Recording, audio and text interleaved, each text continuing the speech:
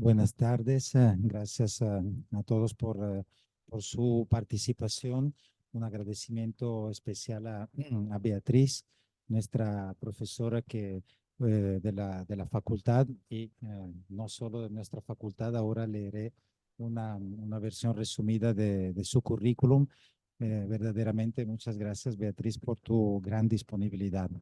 Beatriz Reyes Oribe es magíster en Filosofía, Ética y Política por la Universidad de Barcelona. Es licenciada, profesora y doctoranda en Filosofía por la UCA.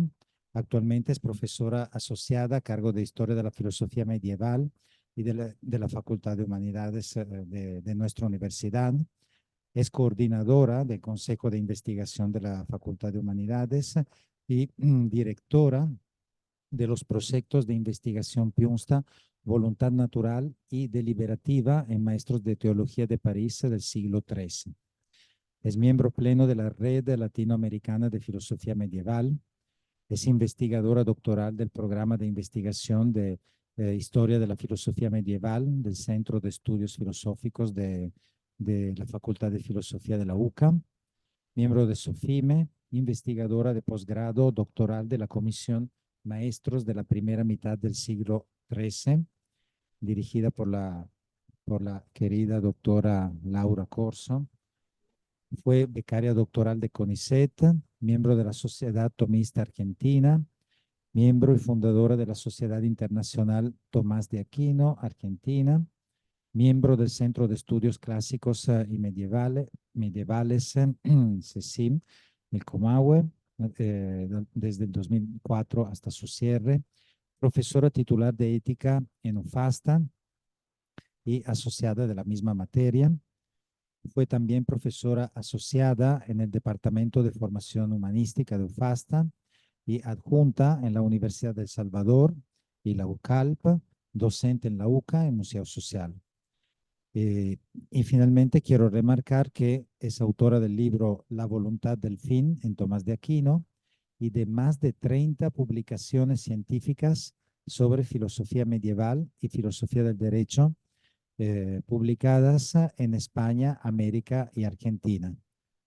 Bien, ahora damos directamente la palabra a Beatriz para que pueda comenzar la conferencia. Muchas gracias. Muchísimas gracias al señor decano, muchas gracias a las autoridades por invitarme a dar esta charla. Y antes de entrar en materia, simplemente comentar, porque bueno, es un agradecimiento que tengo a la UNSTA por los proyectos PIUNSTA, que dirijo el tercer proyecto, que son este tema, como leyó recién el decano, sobre el tema de voluntad natural y deliberativa, y este trabajo, lo mismo que la tesis, que bueno, presenté y estoy esperando el momento del jurado, tienen que ver con esta temática también. Así que bueno, voy a compartir pantalla. Espero que se vea bien. Voy a ir pasando este PDF porque tengo algunos textos que voy a después a ir leyendo, así ustedes los pueden ver. Pienso, sé. Bueno, el tema es naturaleza y voluntad de Santo Tomás de Aquino. Aunque a nosotros nos resulta de lo más común hablar de voluntad humana, este tema tiene una historia.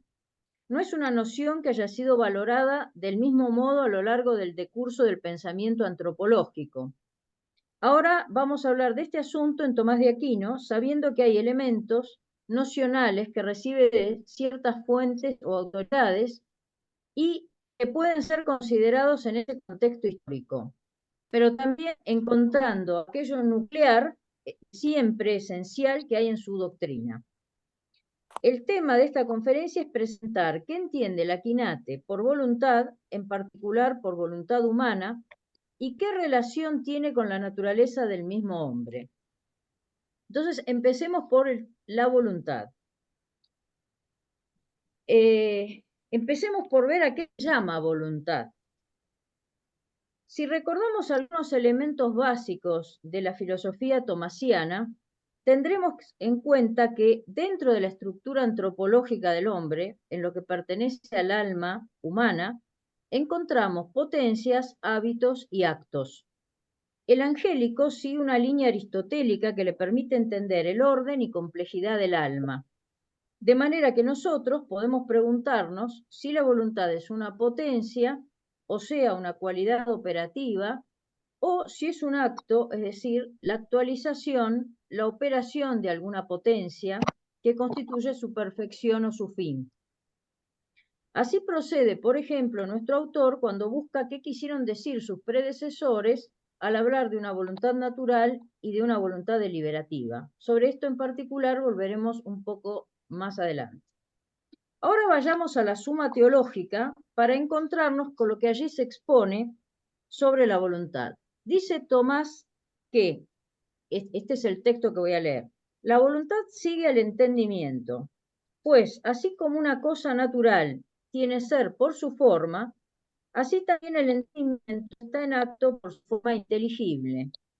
Cualquier cosa está tan relacionada con su forma natural que cuando no la tiene, tiende a ella, y cuando la tiene, descansa en ella.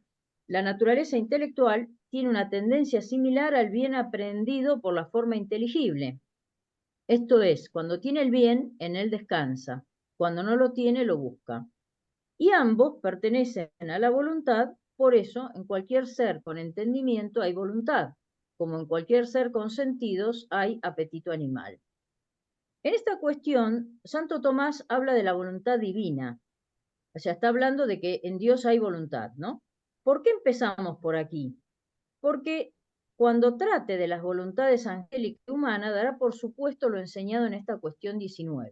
En la estructura de la suma, en la primera parte, habla primero de Dios, de los ángeles y del hombre, ¿no? Entonces, por más que muchas veces Santo Tomás repite, hay que tener en cuenta que él supone lo que ya ha dicho, ¿no? Enumeremos los puntos importantes que surgen de este pasaje, los que nos interesan para lo que estamos investigando. Tomás nos dice que la voluntad es un apetito que sigue a una forma. Dicha forma no es natural, o sea, no se trata de la misma forma del sujeto, sino de una forma aprendida por el entendimiento. La voluntad sigue el entendimiento. Si un ser intelectual tiene una potencia intelectiva, entonces también tendrá una voluntad o apetito intelectivo.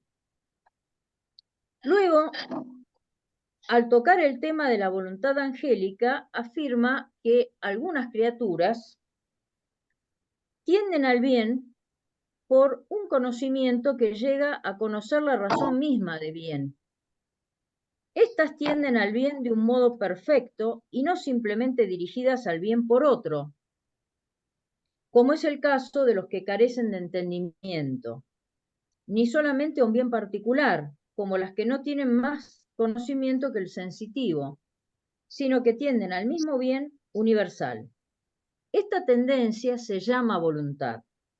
Por lo tanto, como los ángeles por su entendimiento conocen la razón universal de bien, es evidente que en ellos hay voluntad.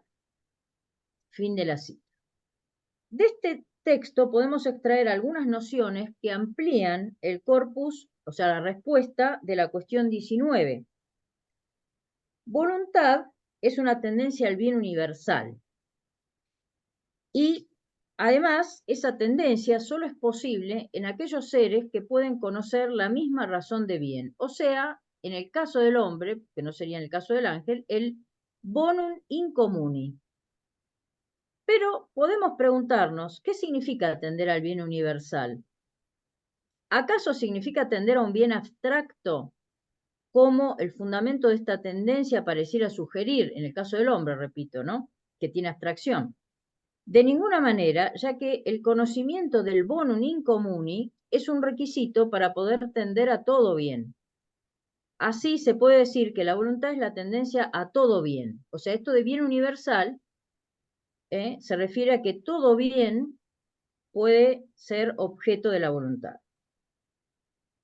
Luego, en el caso del hombre, nuestro autor dice que, a ver, vamos a pasar, al igual que las formas de los seres dotados de conocimiento, tienen un modo de ser superior al de las formas naturales, también en ellos debe darse una tendencia superior al de la natural, llamada apetito natural. Esta tendencia le corresponde a la potencia apetitiva del alma, por la que el animal puede apetecer todo aquello que aprende y no solo aquello a lo que le impulsa su forma natural. Así pues, es necesario admitir en el alma una potencia apetitiva.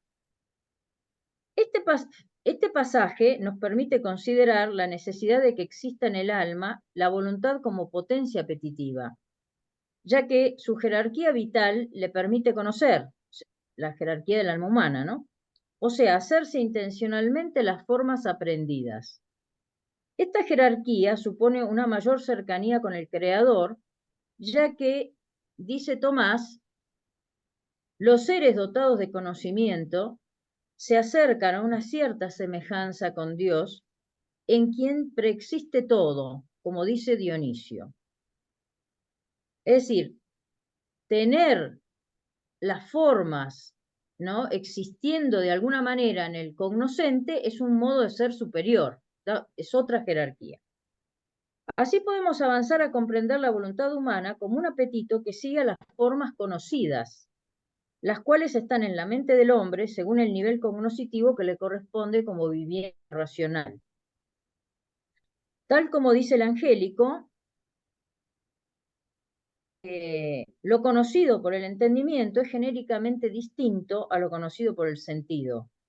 Hay que concluir que el apetito intelectivo es una potencia distinta del apetito sensitivo. De manera que, aunque en el hombre haya una afectividad sensible, en razón del conocimiento sensitivo, la voluntad se distingue como potencia racional. Por otra parte, Tomás afirma que la potencia apetitiva es una potencia pasiva que por naturaleza es movida por lo aprendido, lo cual indica directamente el papel motor del bien en cuanto conocido. La sujeción de la voluntad por su naturaleza de apetito al mismo bien conocido e indirectamente la debilidad que conlleva la posibilidad de apetecer un bien aparente. Ahora no voy a recordar todo este asunto, ¿no? Pero nosotros nos movemos por la razón de bien, buscando el bien, pero no siempre es el bien verdadero o el bien real, el apropiado, etc., ¿no? Para recapitular lo dicho hasta el momento, podemos afirmar que la voluntad humana es una potencia apetitiva racional que está fundada sobre la capacidad de conocer la razón de bien, por eso mismo está en potencia para atender al bien universal, o sea, a todo bien cuya forma está intencionalmente en la mente humana. Por ello es necesario afirmar que la voluntad puede definirse también como un apetito que sigue al entendimiento. Vamos al tema apetito y naturaleza. En los mismos pasajes que leímos antes, aparece la mención al apetito natural, como algo distinto de la voluntad y del apetito sensible. Como ya en su nombre mismo este apetito se presenta cualificado como natural, podemos comenzar nuestra aproximación a la relación entre naturaleza y apetito desde allí, desde uno de los textos que ya habíamos mencionado, ¿no? Dice el angélico, cualquier cosa está tan relacionada con su forma natural que cuando no la tiene, tiende a ella. Cuando la tiene, descansa en ella. Lo mismo cabe decir de cualquier perfección natural, que es un bien natural. Y dicen, los seres carentes de conocimiento, ¿no? Los seres carentes de conocimiento, esta tendencia al bien se llama apetito natural. En este pasaje, Tomás plantea que todo ente se dirige al bien o perfección propia de su naturaleza con un apetito que no requiere de un conocimiento. De ahí que lo llame natural. Asimismo, hay otros textos que citamos, bueno, en nota tengo otros textos, donde se expresa la jerarquía de los entes, donde los más bajos en la escala solo poseen apetito natural por carecer de conocimiento de cualquier tipo. No habría una jerarquía. hay seres que, si pensemos en la jerarquía del universo, ¿no? Los seres inanimados, no sé, las piedras, las montañas, los planetas, ¿no? Aunque para los antiguos, ¿no? Hay toda una cuestión con los planetas, los astros, digamos, pero nosotros sabemos que son inanimados. Entonces, esos seres solo tendrían apetito natural. En cambio, los animales, los seres humanos, los ángeles, tendrían un apetito que yo no lo he puesto acá, pero que llamamos ilícito, o sea, no ilícito, ilícito, que quiere decir que surge de un apetito, de una potencia apetitiva, ¿no? Bueno, entonces, este apetito natural se da en los seres seguros que no tienen conocimiento. El rasgo más saliente de este apetito es el seguir directamente a la naturaleza, seguir una forma natural que está en el mismo sujeto que tiende, sin mediación cognoscitiva de dicho sujeto apetente. Si la piedra necesita conocer para tender a existir, diríamos nosotros, ¿no? Santo Tomás muchas veces ejemplifica, como otros autores, con la tendencia de la piedra por la gravedad a caer. Pero bueno, es un ejemplo, ¿no? La razón última de este apetecer está en la creación divina que selló cada naturaleza con un bien participado, lo cual constituye a su vez un camino para descubrir a ese mismo creador. Es decir, nosotros, ¿no? Nosotros podemos descubrir al creador a través de ese orden, de esos bienes, de esos apetitos, etc. Lo cual constituye a su vez, perdón. Por eso Tomás dice, en De Veritate, en una obra, ¿no?, de Santo Tomás, que todas las cosas apetecen el bien. No solo las que poseen conocimiento, lo cual se plasma en un orden que puede ser conocido por nosotros y que no es casual, ¿no? Jugando con las palabras, tendríamos que decir que es causal. El Aquinate le da la importancia a la distinción entre ser conducido o llevado hacia un bien por otro, como sucede cuando un agente lleva o impulsa externamente a algo, y tener una inclinación natural, o sea, intrínseca al bien propio, lo cual se da en el caso del apetito natural. En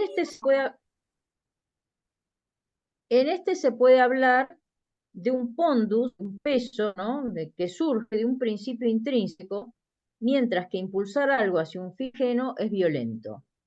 Los ejemplos de Santo Tomás en este asunto son la diferencia entre lo que pasa con una flecha o una piedra, que es impulsada por un arquero o por un jugador, y que le imprime un movimiento que no es el, digamos, propio de estos objetos, ¿no?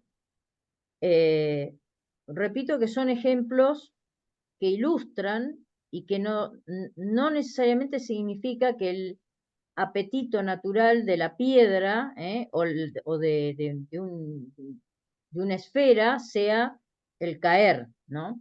Sino tiene que ver en todo caso, dentro de la metafísica de Santo Tomás, con un tender a seguir siendo, ¿no?, existiendo como tal. Eso no lo voy a desarrollar en este momento, pero para aclarar, ¿no? Porque muchas veces los ejemplos de este tipo que pone Santo Tomás, a algunos contemporáneos les resulta risibles, ¿no? Porque dicen, bueno, pero como el apetito natural de la piedra, que es caer, eso es la ley de la gravedad, ¿o no? En realidad son ejemplos, más allá de la física, digamos, de Santo Tomás, lo que en el fondo él quiere decir es rescatable, ¿no?, también en nuestro tiempo. Bueno, entonces, así vemos que el doctor común plantea esta jerarquía de apetitos según la perfección de los entes y su cercanía al creador, ¿no? Sin embargo, aún los entes más perfectos, y esto es importante, resumen en sí los apetitos inferiores. por lo que vamos a encontrar apetito natural en todos, aunque posean potencias apetitivas sensibles o intelectivas. Por otra parte, todas las potencias del alma tienen inclinación natural a su objeto y a su operación, como la inteligencia está inclinada naturalmente a la verdad y a conocerla. Esto es importante porque en el orden de los seres, los superiores de alguna manera incluyen a los inferiores, ¿no? Entonces, un poco repasando esa antropología de Santo Tomás, en el alma humana, por más que es racional o espiritual, están contenidas virtualmente las potencialidades, ¿no? De el alma sensitiva, del alma vegetativa, ¿no? O sea, está lo sensitivo, está lo sensible y está lo vital, ¿no? Pero también está contenido lo que es de ese nivel inanimado, ¿no? También en el hombre. ¿Mm? Uno lo puede ver esto, digamos, por nuestros conocimientos actuales de la ciencia en el plano de lo corpóreo, ¿no? Como el hombre también desde lo corporal de alguna manera resume todo el universo físico, porque bueno, tenemos algo de animal, ¿no? Tenemos estas capacidades vitales, tenemos minerales, qué sé yo, ¿no? Todo lo que hay en la parte corpórea del hombre, pero también a nivel del alma, desde lo espiritual, hay un estar contenido, ¿no? No una suma de partes, como quien dice el hombre es animal más planta más piedra, digamos, ¿no? No, somos seres humanos, pero sin embargo en el alma está de alguna manera todo, ¿no? Bueno, eso pasa también con las inclinaciones y con los apetitos. En la voluntad humana, de alguna manera está contenido todo lo que corresponde a esos niveles inferiores. Bueno, entonces, hay que ver que el apetito natural le corresponde también a los seres superiores. A esto apunta esto que estoy diciendo. El hombre también tiene apetito natural, ¿no? El animal también tiene apetito natural. Sucede que la piedra, digamos, o la luna, solo tienen apetito natural. No sé, el cedrón, solo tiene apetito natural. En cambio, el animal, además de su sensibilidad, sus apetitos sensibles, tiene el apetito natural. Bueno, pero también las potencias del alma, estaba diciendo. Las potencias también están inclinadas a qué? Bueno, a su objeto, por ejemplo, la voluntad está inclinada al bien, y a la operación, ¿no?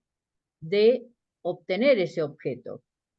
Por ejemplo, a querer. Y allá había puesto el ejemplo acá con la inteligencia, con la razón, ¿no? En suma, un apetito o inclinación natural es una tendencia que sigue a una forma natural sin que medie un conocimiento del sujeto. De ahí que se distingue de todo otro apetito que requiera mediación cognoscitiva. Como esto, ¿no? Es a tener en cuenta entonces en lo que sí. Vamos al tema de voluntad y naturaleza. Cabe preguntarse si en la voluntad hay algo de naturaleza. La respuesta de Tomás de Aquino es afirmativa. La voluntad, dice, también es cierta naturaleza. A ver. Dice, la naturaleza y la voluntad están ordenadas de este modo, que también la voluntad es cierta naturaleza, porque todo lo que hay en la realidad es cierta naturaleza. y así es necesario encontrar en la voluntad no solo lo que es de ella, sino también lo que es de la naturaleza. El Aquinete afirma acá la prioridad de la naturaleza sobre la voluntad, porque la está, digamos, mostrando que la voluntad es una parte de la realidad, es algo. El tema es determinar qué tipo de prioridad es la que él plantea. Como afirma que todo lo que hay en la realidad de cierta naturaleza, se hace evidente que se trata de una prioridad ontológica. La voluntad no es algo que cambie la estructura metafísica del resto de la realidad. Esto lleva a la segunda afirmación, a saber que en la voluntad hay elementos que surgen del hecho de ser algo natural. Asimismo, dice nuestro autor que encontramos en la voluntad cierto tipo de necesidad que no es incompatible con ella. A ver. Hay, dice, una necesidad doble, a saber, la necesidad de coacción, y esta de ningún modo puede caer en la voluntad, y la necesidad de la inclinación natural, como decimos que Dios vive necesariamente, y con tal necesidad la voluntad quiere algo por necesidad. Fin de esta cita. O sea, ¿por qué se plantea este tema de la necesidad? Porque aparentemente, ¿no?, la voluntad tendría que ser algo determinado y que no haya nada que tenga necesidad de querer, que no haya nada que le atraiga de tal manera que no pueda querer, ¿no? Entonces, de ahí surge este asunto de preguntarse por si hay una necesidad en la voluntad, ¿no? Y está conectado con la relación que tiene la voluntad con la naturaleza. Y fíjense que son dos posibilidades, ¿no? Una, la necesidad de coacción, y otra, la necesidad de la inclinación natural. La coacción es lo que antes había mencionado como violencia, ¿no? Coacción sería que se fuerce a otro a querer algo. Y Santo Tomás va a decir que desde ese punto de vista la voluntad no puede ser coaccionada. Es decir, nosotros podemos saber que es posible coaccionar a una persona, ¿no?, a otro ser humano, pero a través de otros medios, ¿no? Bueno, a través del miedo, a través sobre todo a través del miedo, el miedo a la vida, el miedo al dolor, a la, o sea, no a la vida, a perder la vida, ¿no? Estoy oyendo como que vuelve. Entonces, ese miedo puede sí hacer que se dé una coacción, pero no estrictamente a la voluntad, ¿no? La voluntad, dice Santo Tomás, que de ningún modo puede ser literalmente coaccionada, forzada. La violencia se puede ejercer sobre el cuerpo humano y, como digo, indirectamente, a través del miedo, puede uno tomar decisiones que no hubiese tomado. Dice, entonces, de manera que es incompatible una necesidad que provenga de otra causa eficiente distinta de la voluntad y externa a ella. O sea, por ejemplo, otra persona. Por ejemplo, el demonio o un ángel. Bueno, no puede coaccionar a la voluntad para que quiera lo que no querría. Sobre este asunto, el angélico deja a salvo la moción divina en otros lugares, ¿no?, que no está hablando, no en esta parte que yo estoy leyendo, sino que es de Veritate, esto también lo trata en la Suma, el mismo tema, ¿no? Pero en otras partes deja a salvo la moción divina. ¿Por qué? Porque siendo Dios el primer eficiente, ¿no?, la primera causa eficiente del universo, de todo lo creado, obra en todo agente. Es decir, esa moción divina sí puede obrar en la voluntad humana. ¿Pero por qué? Solamente porque es el autor, es la causa eficiente de todo, ¿no? Y es justamente el que mueve todo. De ese tema tampoco voy a hablar acá, ¿no? Simplemente mencionarlo, que cuando uno dice que no hay ninguna causa eficiente que pueda intervenir, por decir así, en la voluntad humana, no estamos hablando de Dios, estamos solo hablando de otras causas eficientes. Sin embargo, la inclinación natural es necesaria por ser natural. Es decir, hay una necesidad que está ligada a la inclinación natural que sí se va a dar en la voluntad. Es decir, por provenir del interior mismo de la cosa que posee dicha inclinación, perteneciéndole esencialmente.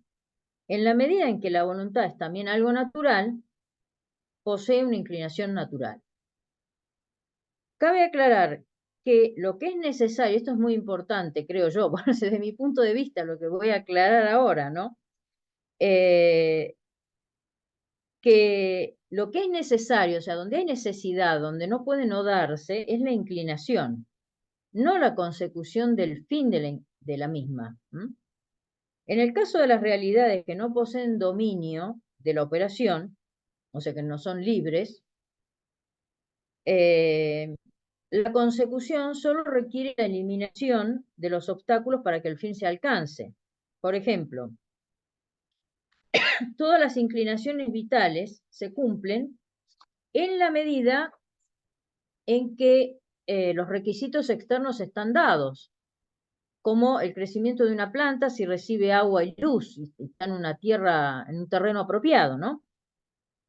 Pero si estos últimos faltan, puede no cumplirse el fin de la inclinación. O sea, la inclinación es a vivir, a desarrollarse, a crecer, etcétera, como planta, como tal planta de tal especie, etcétera, pero si le faltan estos requisitos, podría no darse. En el caso de la voluntad, la inclinación requiere para su cumplimiento de factores expresamente volitivos, o sea, no de meras condiciones externas, ¿no?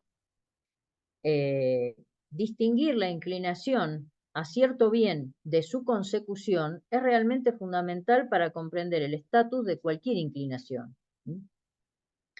Una inclinación volitiva es una inclinación que tiene un principio dentro, por supuesto, como es una inclinación, pero a su vez que depende la consecución de que se pongan los actos correspondientes, ¿no?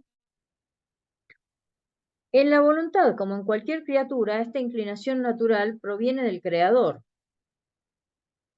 A ver, creo que tengo el texto acá. Esto pertenece a cualquier naturaleza creada que, siendo ordenada al bien por Dios, lo apetezca naturalmente. De ahí que en la misma voluntad iniere cierto apetito natural del bien conveniente para ella. Entonces, podemos decir que en la voluntad hay una inclinación o apetito natural de la voluntad misma. ¿A qué? Al bien. Como había dicho, me había adelantado un poco al otro punto, ¿no? Si la voluntad quiere el bien, que es su objeto, y quiere también, está inclinada a poner los actos, las operaciones por las cuales conseguirlo. Ahora, sí o sí va a querer tal o cual bien y no. Ya sabemos que no, ¿no? Somos por el libre albedrío, ¿no?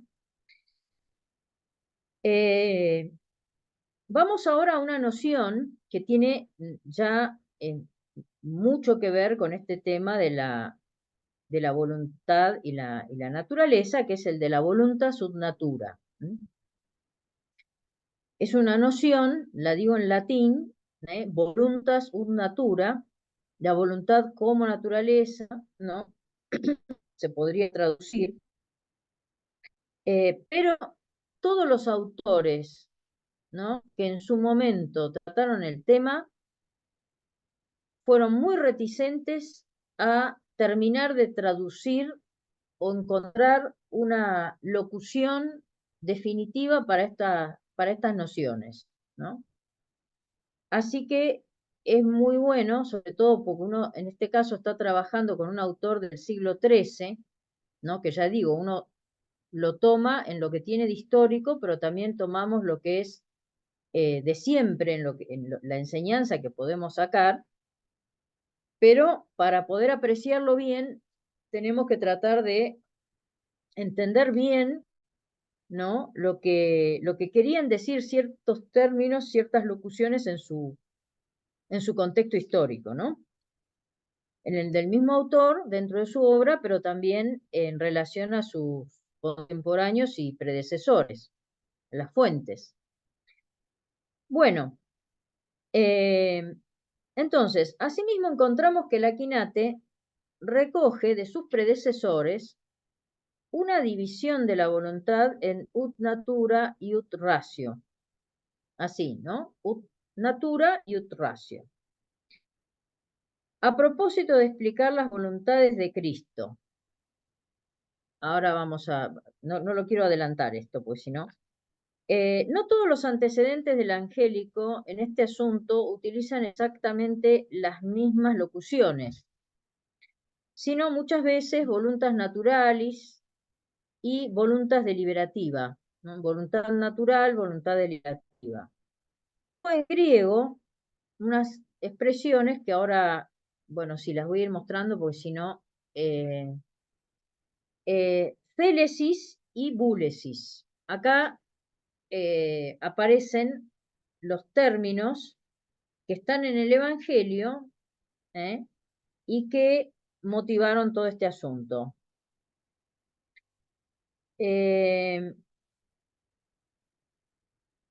Perdón. Sin embargo, va a ser, entonces, releo esto para que no nos perdamos, ¿no? O por lo menos no me pierda yo.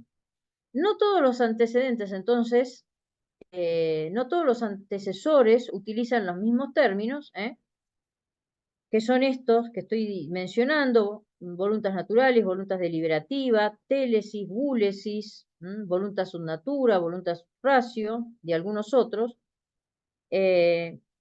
pero todos se refieren, por un lado, a una realidad antropológica, o sea, algo que tiene que ver con el hombre, con el alma humana, con la voluntad humana, y por otro, a una hermenéutica de la revelación. Este es un punto importante que tiene que ver con la raíz del problema y de cómo se fue tratando el tema.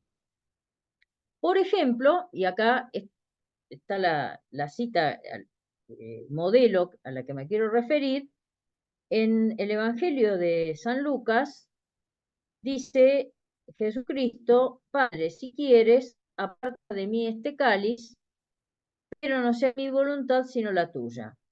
Estamos muy acostumbrados a escuchar, ¿no? O a leer o a meditar esa parte del Evangelio, pero si uno mira las palabras en griego, se da cuenta que no es la misma, ¿no? Es decir, en español hablamos de querer y de voluntad, ¿no? O de voluntad directamente, pero en griego aparecen otras palabras. Bueno, esto es un verbo, bulei, ¿no? Y un sustantivo, célema, que es la voluntad. Entonces, de esto deriva lo que les había mencionado recién, dos expresiones que son célesis y búlesis. ¿Qué sucede? Que hay una necesidad de explicar qué quiere decir esto. Y de acá surge toda una elaboración del tema de la voluntad, no solo desde el punto de vista teológico, que es donde empieza, podríamos decir, el problema, sino también desde el punto de vista antropológico. Y como muchas veces pasa, seguramente un intento, ¿no? También lingüístico, un esfuerzo lingüístico asociado a todo este desarrollo del pensamiento. Estas palabras griegas son importantes porque en el ámbito latino los autores se esforzaron por precisar su sentido y sus diferencias. Ambas serán traducidas como voluntad, o sea, tanto unos como otros dijeron voluntad para referirse, ¿no? Pero necesitarán adjetivarla para alcanzar su significado. De ahí lo de voluntas naturalis, o natura, voluntas deliberativa, o ratio, es decir, la palabra latina, el latín, solamente pudo utilizar la palabra voluntad. Y hubo que agregarle, digamos, adjetivos u otras palabras para lograr alcanzar estos significados.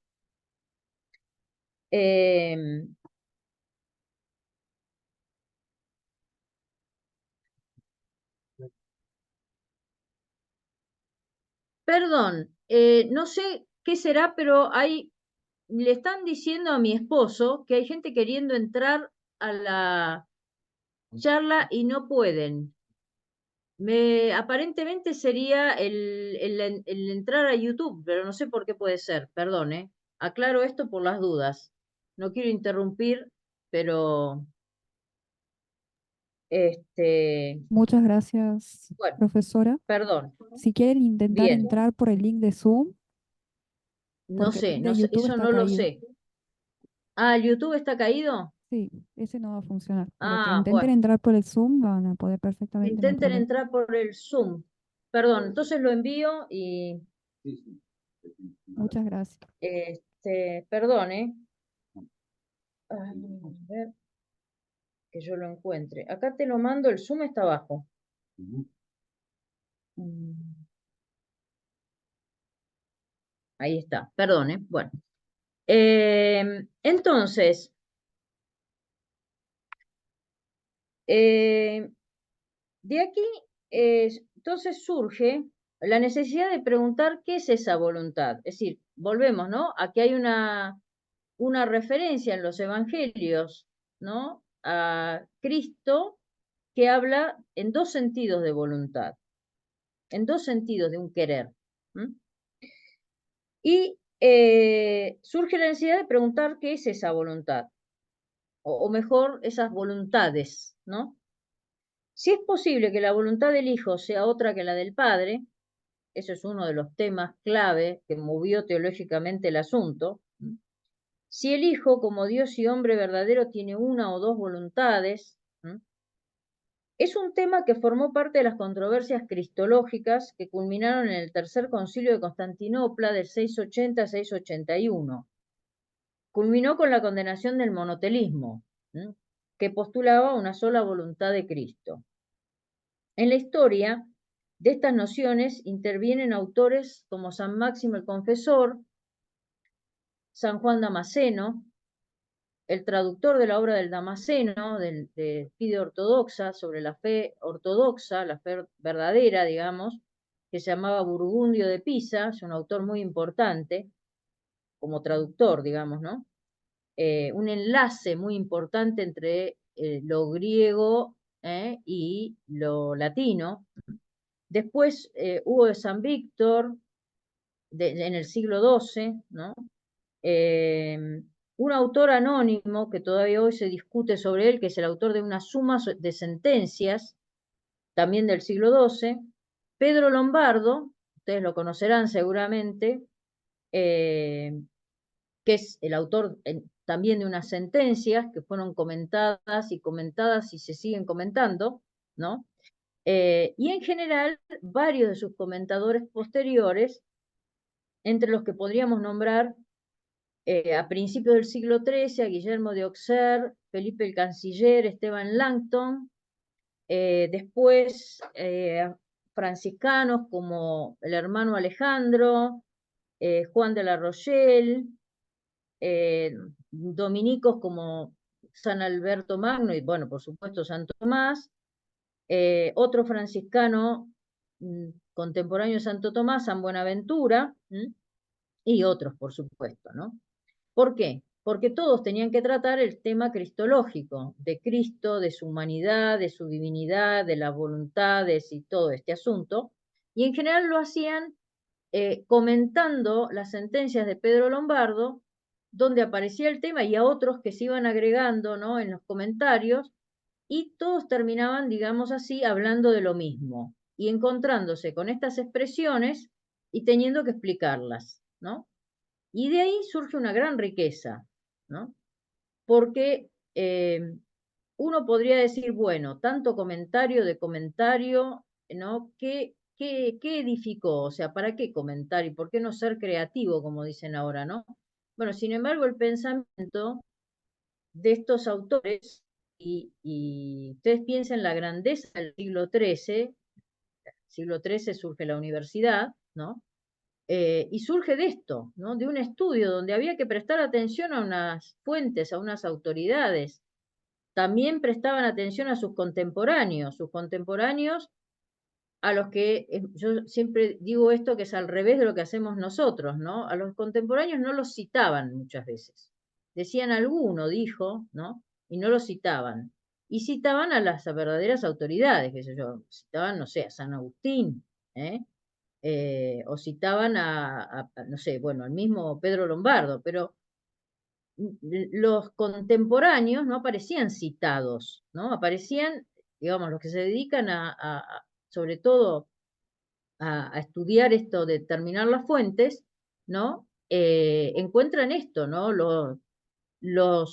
Esa especie que no son anónimos, es simplemente que el que está citando no dice quién lo dijo. Nosotros hacemos al revés, queremos la última, ¿qué se dijo último? ¿Cuál es el último paper, ¿no?, sobre este asunto, ¿no?, y lo más actualizado, y citamos, digamos, por supuesto, lo anterior, ¿no?, salvo que sea muy, muy importante, y siempre estamos con el último paper, ¿no? Bueno, es otra manera de pensar, ¿no? Digamos, justamente esos contemporáneos no estaban acreditados como las autoridades de la tradición, que habían tenido una criba, ¿no?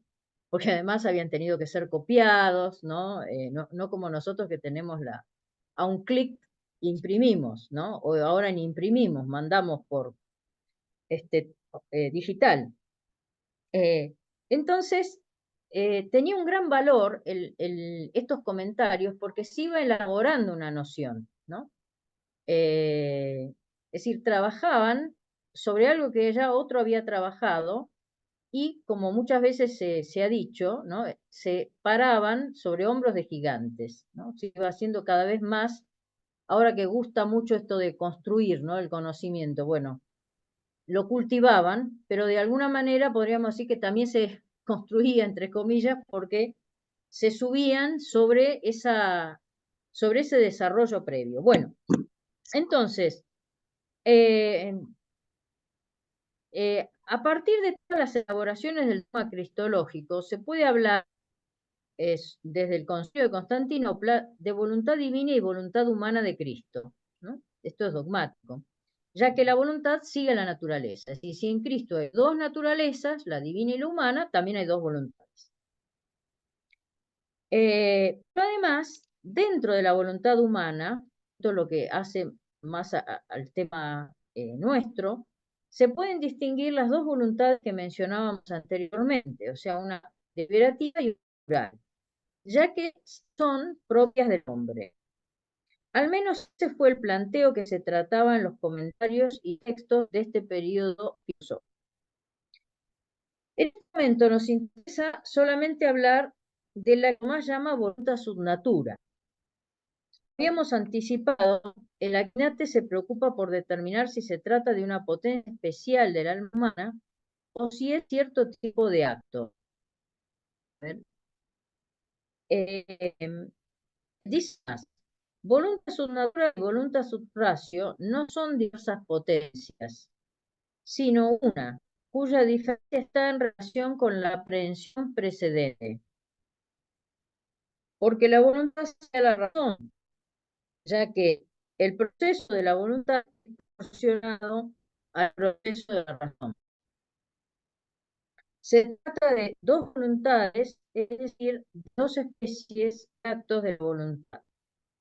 Hay que subrayar entonces que Tomás no está pensando simplemente en dos actos de la voluntad, como cuando uno dice elegir, querer, tener una intención, ¿no? Sino en dos especies de actos, dos modos de operar de la voluntad. Entonces, recordemos, no son dos potencias, sino dos modos de operar de una misma potencia volitiva. Esto que para Tomás una voluntad, una natura, en la medida en que sigue una forma precedente que proviene de la razón, se vuelve necesario determinar las características de este conocimiento. Recordemos que la razón humana puede conocer algo de modo intelectivo o de modo discursivo, racional o deliberativo. Se trata una dupla a la que Juan Cruz Cruz, el catedrático español, llamó las coordenadas del pensamiento clásico, es decir, intellectus y ratio. El modo intelectivo de conocer no es el propio del hombre en esta vida, ya que es un ser corpóreo y temporal, sino del ángel. Pero aquel, o sea, nosotros podríamos decir, lo poseemos por participación. La razón misma participa del intelecto y no podría operar sin un principio intelectivo. Lo propio de la ratio es discurrir y comparar, mientras que el intellectus conoce inmediatamente. No podemos desarrollar este tema, de modo que basta recordar que los actos de la razón se fundan en los principios y sus conocimientos se resuelven también en ellos. Por eso se dice que el intellectus es principio y término de la ratio. Es decir, en la razón hay movimiento, ¿no?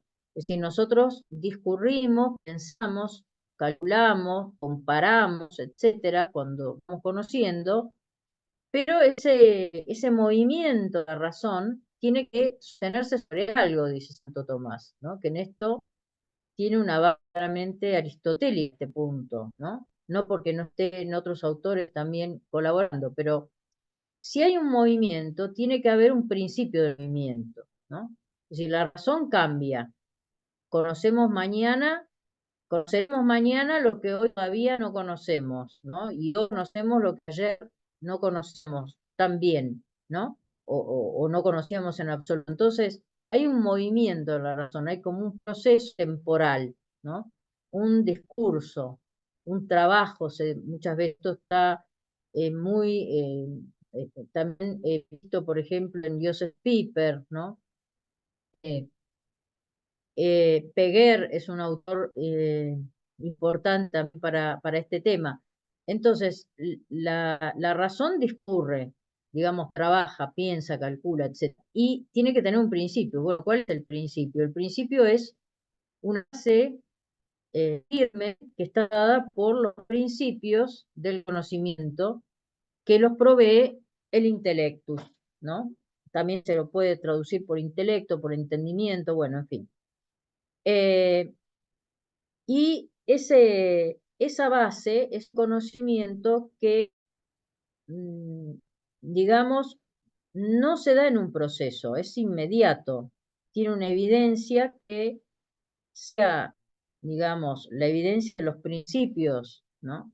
Del ser y conocer, o sea, la evidencia de la experiencia a veces, ¿no? Es algo sobre lo cual puede fundarse el proceso racional. Pero a su vez, todo lo que se mueve tiene que terminar ese movimiento, en algún punto termina. Bueno, termina justamente en algo, un momento también intelectivo. Ahora bien, cuando la razón conoce algo sin comparar, sin ese trabajo, ¿no? Sin ese discurso, el acto de la voluntad que sigue es llamado voluntas sub natura por Santo Tomás. Pero cuando la operación de la razón es comparativa, el acto de la voluntad es voluntas sub ratio. De manera que la voluntad sub natura es para Tomás una voluntad de tipo intelectivo. Además, hay una relación entre el conocer un bien sin comparar y la consideración de una bondad absoluta de ese objeto, el cual entonces es incomparable. por lo menos en principio. Al contrario, cuando un bien se considera comparable con otro bien, es porque se descubre un orden entre ambos. Por otra parte, el bien absoluto o incomparable puede serlo verdaderamente o solo porque aún no se ha descubierto su ordenación a otro bien. Si el bien se descubre absoluto, o por lo menos lo parece, es un fin para la voluntad. O sea, nosotros, digamos, que tomamos de un bien, lo entendemos como un fin, lo queremos como un fin, si hay un cierto absoluto alrededor de ese bien, o si ese bien es como un término, ¿no? Hacia lo que vamos o querríamos ir, no es no es algo que depende de otra cosa, ¿no? Al revés, de él depende todo lo otro. Si el bien se descubre absoluto, o por lo menos lo parece, es un fin para la voluntad. De ahí que se puede vincular la voluntad sub natura con la voluntad del fin. Asimismo, tal como el intellectus es principio y término de la ratio, así también la voluntad sub natura lo es de la voluntad sub ratio, ¿no? Porque están ligadas. Amamos naturalmente el bien y gozamos de él. Pero este naturalmente no es un naturalmente que tenga que ver con ese apetito natural de la voluntad nada más, sino con un haber conocido ese bien, con, con un conocimiento de tipo intelectivo de ese bien.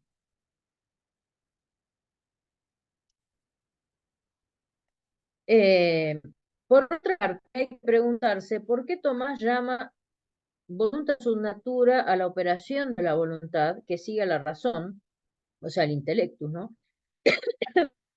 Y no a un apetito natural de la potencia volitiva, porque ya vimos que apetito natural hay en la voluntad. La respuesta es que la voluntad sigue a la naturaleza a través de la razón que juzga naturalmente sobre ciertos bienes, que son fines de la naturaleza humana. Este juicio no requiere deliberación y tiene el lugar de principio del razonamiento práctico porque versa sobre el fin, el cual a su vez es principio del operable. Para recapitular entonces, podemos decir que la voluntad sub natura de Tomás tiene tres características principales. No es una potencia, sino cierta especie de acto, es decir, un modo de operar volitivo. Se dice natural por dicho modo que es justamente ut natura, o sea, como el de la naturaleza, no simplemente natural como el apetito natural. A mí siempre me llamó la atención que, por ejemplo, Santo Tomás, aunque a veces usa la expresión voluntas naturales, pero cuando habla de este tema, él siempre dice ut natura, ¿no? Y en cambio otros autores dicen voluntas naturales, ¿no? Y en Santo Tomás está muy claro esto de que depende de un conocimiento anterior, ¿no? O sea, es como la naturaleza, no es natural nada más. O en todo caso es natural porque es como, procede, digamos, como. Su objeto es un bien presentado como absoluto por la razón de tipo intelectivo, ¿no? O sea, un fin amable o gozable. Bueno, algunas conclusiones un poco que van más allá de esto que estamos compartiendo y que son más bien, no son conclusiones en sentido estricto, sino que son algunos puntitos que me parece que dan como para pensar sobre este asunto. El primero está conectado con algo que dije al principio de la charla y que a lo mejor podría justamente dar para preguntarse cómo podría ser así, ¿no? Yo digo que la voluntad humana, por su misma naturaleza de apetito, está sujeta al bien, ¿no?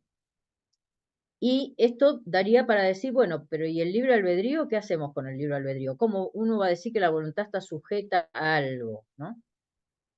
Bueno, justamente, sin que se niegue el libre albedrío, eso no niega el libre albedrío, que la voluntad esté sujeta al bien, ¿no? Al contrario, su señorío sobre el querer, que es principalmente el libre albedrío, es el señorío que tiene la voluntad, el dominio. Después de la palabra dominio actualmente nos suena a algo relativo al poder, algo, no sé, como más totalitario, ¿no? Entonces decimos dominio y no sé, ¿no? Bueno, los abogados también dominio, creo que le llaman a otra cosa, entonces, eh, como la palabra señorío es como me parece que mantiene la autenticidad de lo que se quería decir, ¿no? Con dominio. Ese señorío sobre el querer que tiene la voluntad, que tiene el hombre por la voluntad sobre sus actos, etcétera, se funda justamente sobre el amor del fin conocido, que es el bien por excelencia, ¿no? Y más allá de que nosotros podamos equivocarnos respecto de ese bien, ¿no? Por eso no era el tema de esta charla, pero está el tema este que dije, ¿no? Del bien aparente. El bien, incluso el fin puede ser aparente, ¿no? De ahí que, por ejemplo, cuando alguien se convierte, descubre que el fin es otro, no sé, se convierte al verdadero Dios, ¿no? Eh, y, y- y- y lo empieza a amar como antes a lo mejor amaba otro fin. Pero la voluntad está sujeta al bien, en este sentido, de que no puede no amar el bien. ¿M?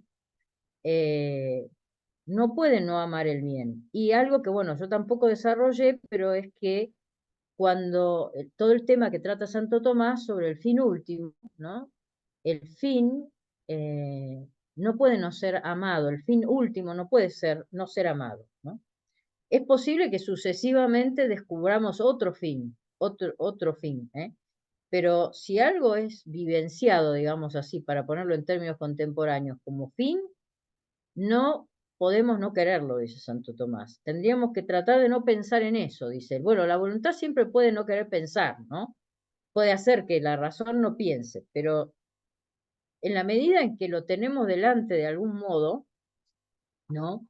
No podemos no querer ese fin. Bueno, el otro punto es que vincular con Tomás de Aquino la voluntad con la naturaleza no significa entrar en un determinismo propio de lo infrahumano, ¿no? Porque muchas veces se ha como discutido este tema, ¿no? Si, bueno, Santo Tomás sería un naturalista y que por el lado aristotélico, dicen algunos, es determinista o más naturalista y bueno, vamos con la persona y la libertad y bueno, ¿no? Hay toda una cierta línea, ¿no? Con la que yo no comparto, ¿no? Eh, y que parece ver en este asunto un posible determinismo, que, claro, un determinismo propio del infrahumano, ¿no? Como el animal, ¿no? Como la planta, etc. Sí, al contrario, vincularnos con lo sobrehumano, ¿m? Porque la razón se origina, Santo Tomás cita esto, se origina en la sombra de la inteligencia, o sea, del intelecto. De manera que saber que la voluntad se afinca en el bien, tal como puede mostrarlo el intelecto, no es una rebaja para nosotros, es al revés, es una luz de esperanza de que estamos para algo más, ¿no? Eh, y por otra parte, ¿qué podríamos tomar hoy de estas enseñanzas de nuestro santo maestro y doctor? ¿No? Porque bueno, uno dice, bueno, al final estos estudios que son históricos y que a algunos nos gustan tanto, otro puede decir, bueno, y como dicen muchas veces, ¿no? ¿Y para qué sirve ahora esto? Que, bueno, además de estas cuestiones de reflexionar sobre estas cosas, ¿no? Yo pienso que en definitiva esto tiene que ver con la confianza y el gozo, ¿no? de, eh, de saber que la naturaleza humana está bien hecha, ¿no? Que está bien hecha dentro también de un orden creado, bien hecho y restaurado a su vez, ¿no? Porque bueno, no vamos a hablar acá de todo el tema del pecado original y de la caída, ¿no? en la perspectiva de los padres, que puede hacer que justamente queramos bienes aparentes, además de la contingencia y la, ¿no? Eh, de la razón, etcétera. Pero yo creo que cuando uno descubre esta maravilla de este orden de la naturaleza humana y de la voluntad humana, y de cómo Santo Tomás dice, siendo a Dionisio, ¿no? Lo inferior de lo superior, ¿no? Se está tocando, se están tocando estos órdenes, ¿no? O sea que nosotros de alguna manera tenemos algo de los ángeles, ¿no? Y de alguna manera algo de Dios, ¿no? Entonces es como al revés. Para mí no es un determinismo, justo lo contrario, es la apertura hacia, bueno, como digo, hacia una esperanza y algo que nos conecta con lo mejor de nosotros, ¿no? Bueno, muchas gracias y espero no haberlos aburrido con cosas que a lo mejor solo me gusten a mí. Espero haberles podido mostrar lo interesante que es este tema. Muchas gracias.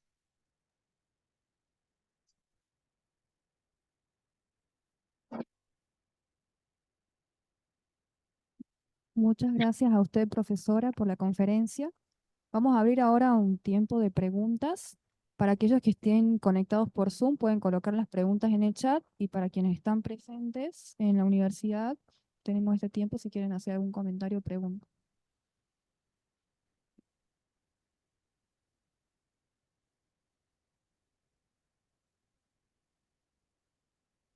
Juan. Hola profesora, buenas tardes. ¿Qué tal? Buenas tardes. Tanto tiempo. Tanto tiempo, eso le iba a decir. Bueno, acá estamos de nuevo. Muchas gracias por la exposición, muy, muy clara, a mí también me apasiona bastante el tema, así que bueno, por lo menos somos dos. Eh, no, y me aclaró mucho y quería pedirle si puede ahondar, son dos preguntas. Una, la primera, si puedo ahondar entonces en esta distinción entre voluntas sunt natura y voluntas naturalis, porque como usted decía, siempre tiende a confundirse esa doble acepción, esa doble significación y se las tiende a comparar sinonímicamente. No sé si podría ahondar un poquito más. Bueno, es un tema que Santo Tomás, por eso digo, él principalmente habla, cuando quiere hablar de este asunto, de voluntas sunt natura. Cuando menciona voluntas naturales, más bien está hablando de una inclinación, ¿no? Y yo sé que hay algunos tomistas que, que, que llaman apetito natural a la voluntad sunt natura, o dicen, incluso recuerdo haber leído a uno que decía, ¿y qué problema habría con que fuera el apetito natural, ¿no? La voluntad sunt natura. Bueno, no sé si es un problema. Yo creo que es un problema si el autor no quiso decir eso. O sea, problema, no sé, qué sé yo, ¿no? El tema es que eh, desde mi punto de vista, lo que he podido encontrar leyendo a Santo Tomás en este asunto tanto tiempo, es que él pareciera ser el autor que descubre como todo el entramado, como si dijésemos, como si es una comparación a lo mejor un poco odiosa porque es como pensar en una máquina, ¿no? Pero como uno dice, bueno, hay otros que vieron como partes de la cosa, vieron algunas de las partes, pero le pasaron por encima o más rápidamente algunas explicaciones, ¿no? Y Santo Tomás parece haber descubierto, digo desde mi punto de vista, cuáles son todas esas partecitas que tenían que estar unidas para que se dé esta realidad, digamos, del hombre queriendo, ¿no? Porque bueno, Santo Tomás trata el tema, por ejemplo, ¿no? del acto voluntario, trata este tema de los modos o especies de actos de la voluntad, ¿no? Trata el tema del apetito natural, o sea, trata el tema de los apetitos sensibles, el conocimiento, ¿no? Los dos modos de conocer. es como que va dando todo digamos, los engranajes de la explicación, ¿no? Igual es horrible la comparación porque es como una comparación mecánica y es justamente lo que no es, ¿no? Pero me parece importante que él haya logrado filosóficamente explicar todo lo que es necesario para que se dé el querer de la voluntad como se da, ¿no? Como él lo puede describir y yo francamente estoy de acuerdo o me parece correcto a su vez, o sea, me parece que refleja una realidad del hombre, ¿no? Es verdad que uno a veces este, podría como entusiasmarse en un vocabulario, en un lenguaje que no es de este tiempo, o no es tan de este tiempo, aunque sí pervive en el tomismo y todos los autores que trabajan la historia de la filosofía del pensamiento medieval, la teología medieval, etcétera, ¿no? Pero yo creo que más allá, incluso en algún momento yo había hecho el esfuerzo de poner esto en términos más actualizados, ¿no? Eh, por ejemplo, recurriendo a la noción de intuición, que me venía más de un profesor que tuve, que es el doctor Comar, de una cierta línea, ¿no? Que recurría mucho a la expresión intuición. Yo sé que hay muchos tomistas no concuerdan tampoco con esto, pero en cualquier caso, cuando Santo Tomás dice que hay un conocimiento, pongámoslo en términos contemporáneos o más modernos, de tipo intuitivo de un bien, ¿no? Y otro conocimiento que tiene que ver con relacionar, con comparar ciertos bienes, si me conviene, si no me conviene, si esto me lleva, si esto no me lleva, ¿no?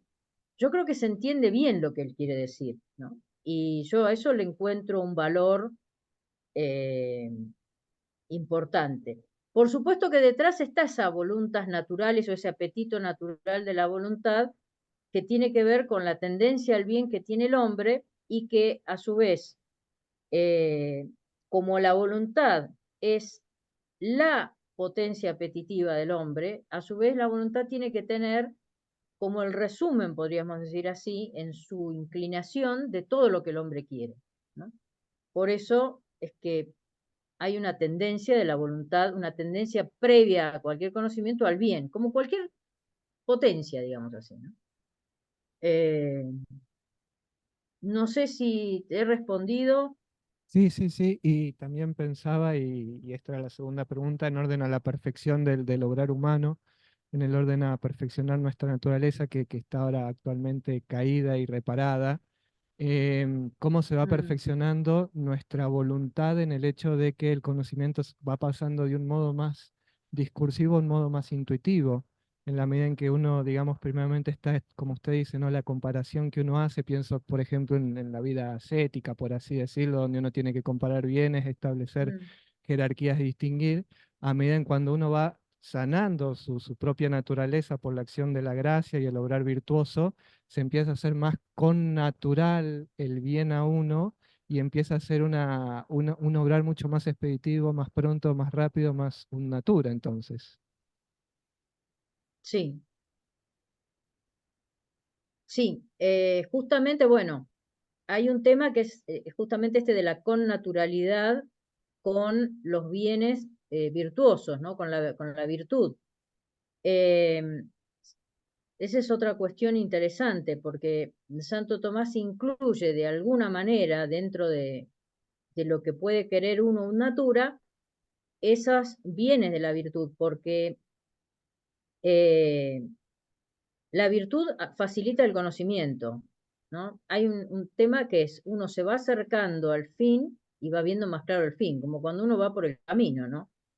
Es decir, al principio uno sabe que va para cierto lugar, en algún momento empieza a dudar, ¿estaré yendo bien? ¿No estaré yendo bien? Voy, pero tengo el mapa que me dice que voy para ese sitio y que tengo que seguir por ahí. Ahora usamos el GPS, ¿no?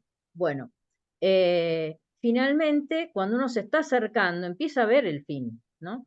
Bueno, eso sucede de alguna manera con la virtud, porque la virtud nos muestra, nos hace conocer también, nos permite conocer por la cercanía que tiene la forma virtuosa con el conocimiento, ¿no? Es decir, si bien uno puede conocer lo que está fuera de uno, ¿no? También podemos conocer lo que está en nosotros, ¿no? Y esa semejanza que tiene el virtuoso con el bien al que quiere llegar,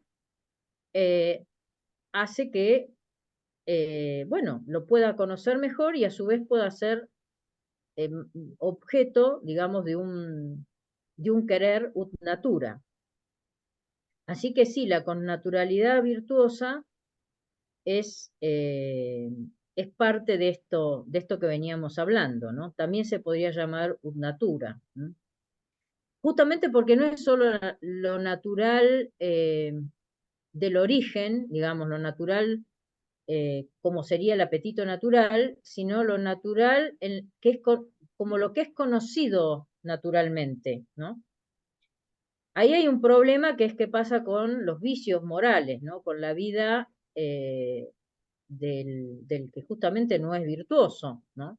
Bueno, también tiene el mismo tipo de arrastre, ¿no?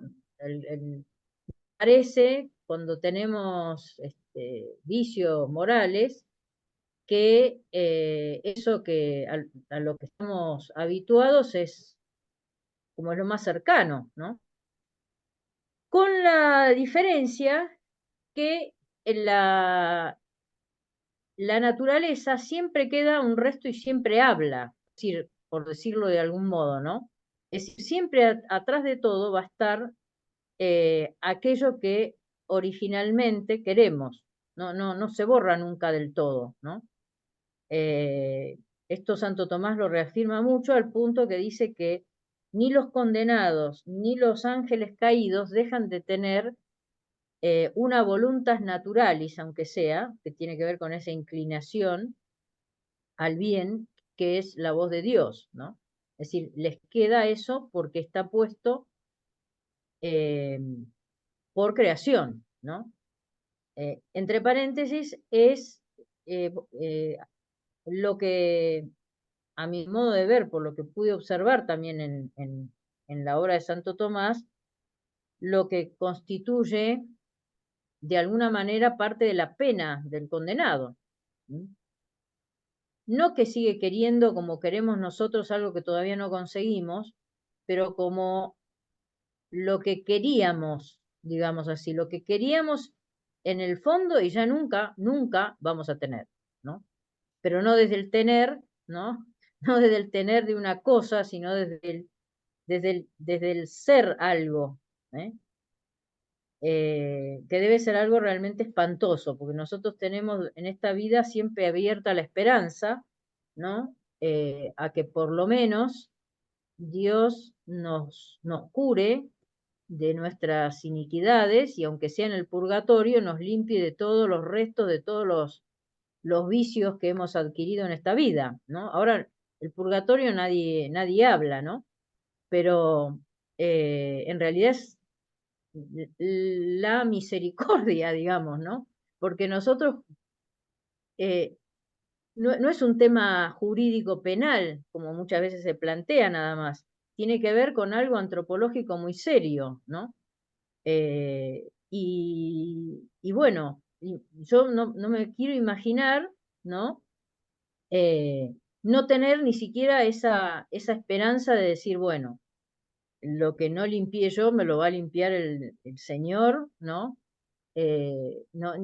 Debe ser, digamos, justamente algo espantoso, y por eso yo creo que eso constituye la parte de la pena del infierno, ¿no? Desde el punto de vista cristiano.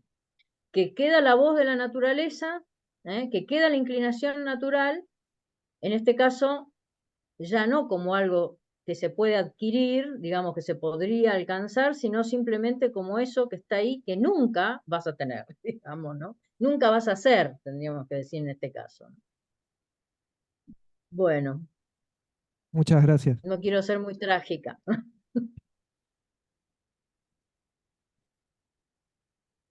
Beatriz, soy Luigi. Sí sé que no hace falta aclarar Sí, por el acento, pero para sí. los que no ven, no, muy, no, muy lindo escucharte y creo que has hecho una, digamos la verdad, estamos entre amigos, has hecho un esfuerzo tremendo para hacer una síntesis en tan poco tiempo de un tema que creo que, bueno, abarca 2200 años de historia de la filosofía. Porque, bueno, vos has Mm, remontado a Aristóteles, eh, bueno, uno piensa en la clásica definición del animal racional, o, donde ya ahí la palabra racional incluye, tiene una riqueza semántica extrema, llega hasta lo espiritual, el entendimiento y la voluntad, pero esta, digamos, esta película no termina con Santo Tomás.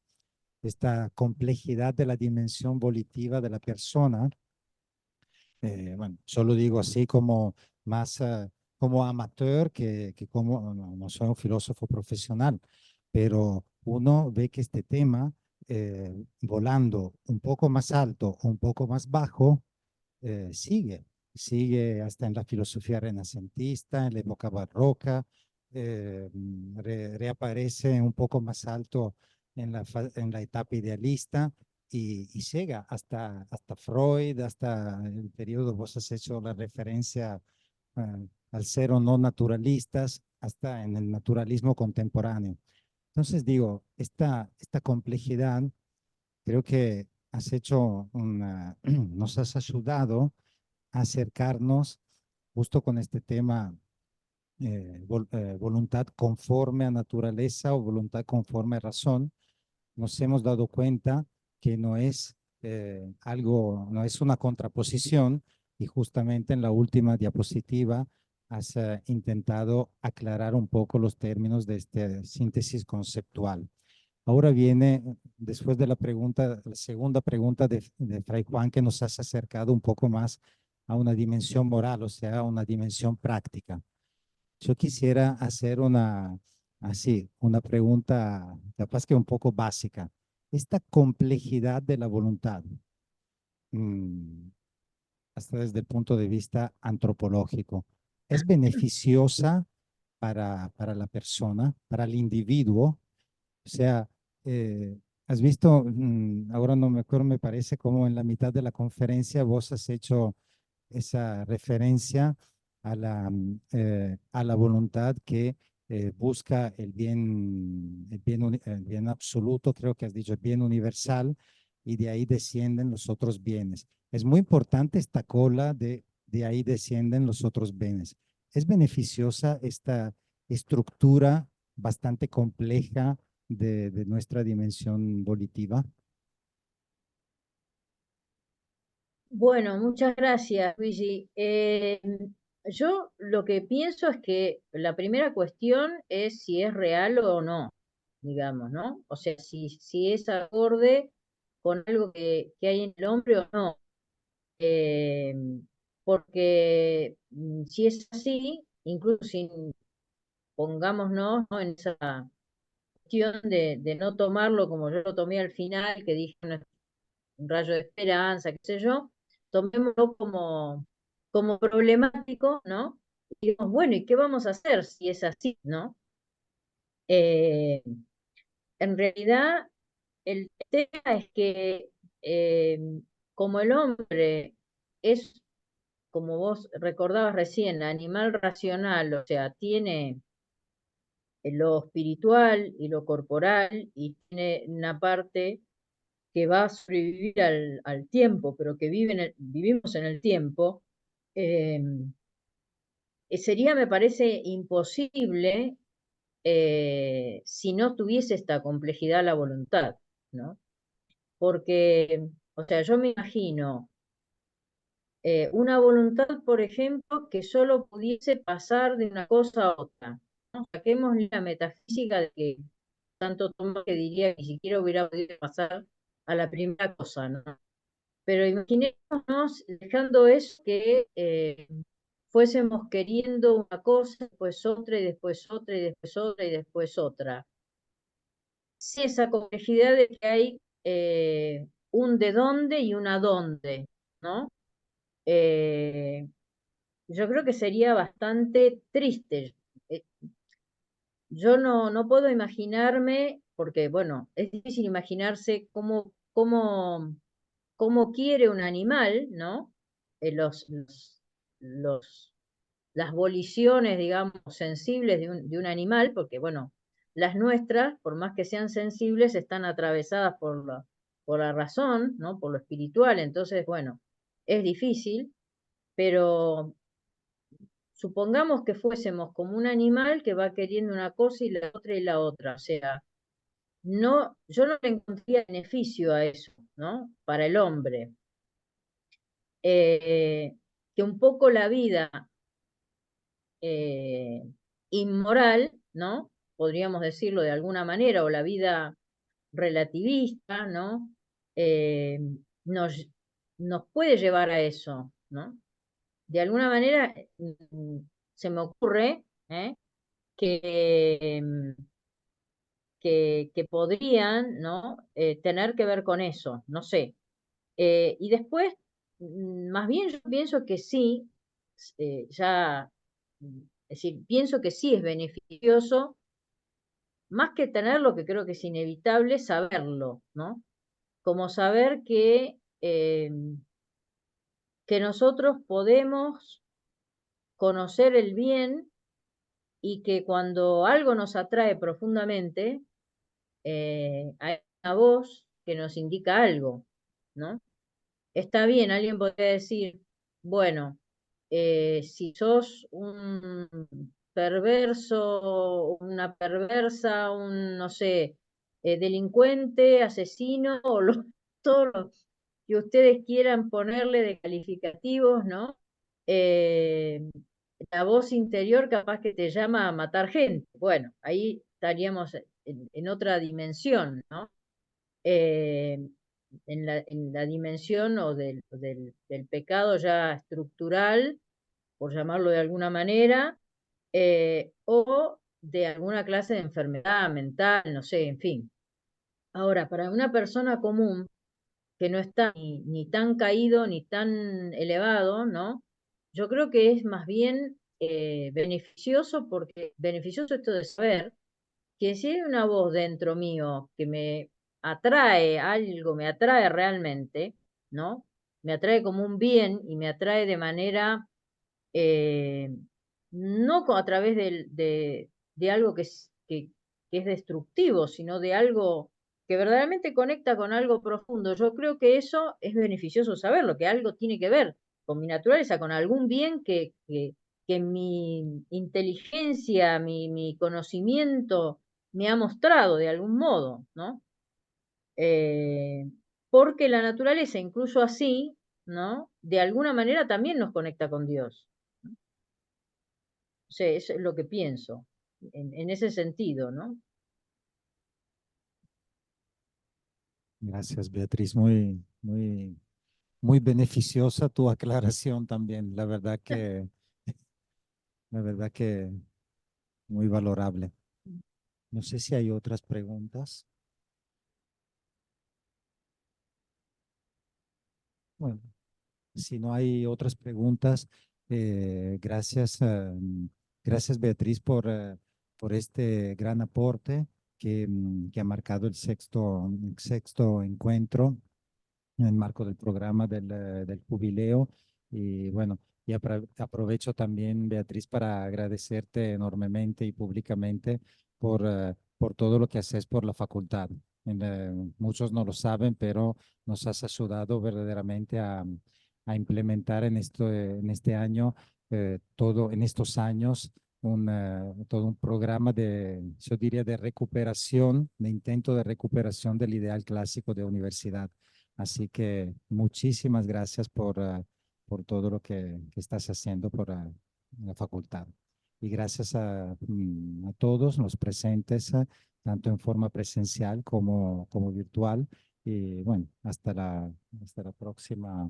Hay una pregunta, creo. Cecilia Sí, Dasha. Sí, sí, hay una pregunta. ¿qué tal? Buenas noches. Bueno, Buenas noches. Doctora, muchas gracias, Beatriz. Muchas gracias por su presentación y por compartir todo lo que usted sabe. Muy lindo escucharla y hemos aprendido un montón. Felicidades también por todo lo que está trabajando para su doctorado. Yo quería simplemente preguntar si nos puede compartir las diapositivas para volver a leerlo, para revisar a cada uno de los conceptos. Si es factible, estaría muy lindo poder contar con el material. Eso es todo. Muchísimas gracias. Bueno, cómo no, ¿cómo lo envío a la facultad para que lo reenvíen o puedo enviar a un mail? Sí, No sé, ¿cómo lo, prefieren? lo envía a la facultad y ahí lo reenviamos a quienes estén interesados. Ah, bueno, Muchísimas gracias. perfecto. Muchas gracias. Bueno, muchas Bueno, gracias, ¿eh? damos entonces por finalizado el sexto encuentro en el marco del jubileo. Muchísimas gracias a todos los que han participado y sobre todo a nuestra expositora. Y los esperamos el próximo mes para el séptimo encuentro que va a ser acá en nuestra sede universitaria. Muchas gracias a todos, muchas gracias a la facultad y a la universidad. Buenas noches.